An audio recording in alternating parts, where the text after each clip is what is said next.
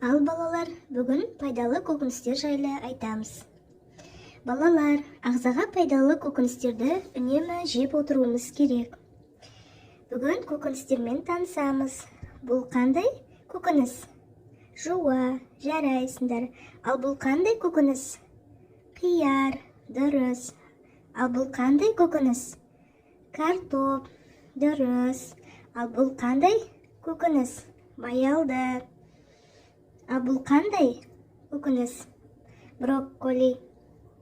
Жарайсыңдар балалар. Енді сәбізді қандай жануар ұнатады? Қоян, дұрыс.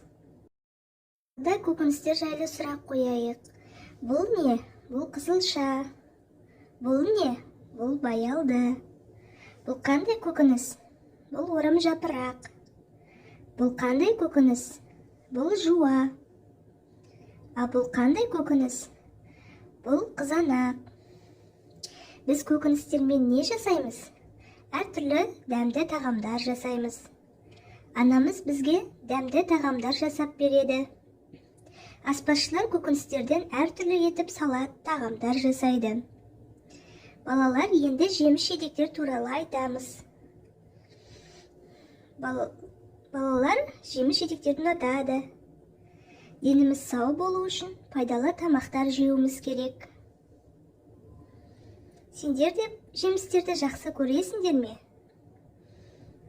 Жемістер біздің ағзамызға өте пайдалы. Жемістер туралы айтайық. Бұл қандай жеміс? Бұл манго жемісі. Ал бұл жеміс қандай жеміс? Бұл банан. Ал бұл жеміс қандай жеміс? Құлпанай. Дұрыс. Ал бұл жеміс қандай жеміс? Жүзім. Ал бұл не? Бұл жеміс ананас. Жарайсыңдар. Ал бұл қандай жеміс? Бұл жеміс алма. Дұрыс, балақайлар. Жемістердің аттарын атап, үнемі жаттап алайық. Тыңдағандарыңа көп рахмет, балалар. Каналыма тіркеліп қоюды ұмытпаңдар. Алдағы уақытта тағы да пайдалы ақпараттармен бөлісетін боламын.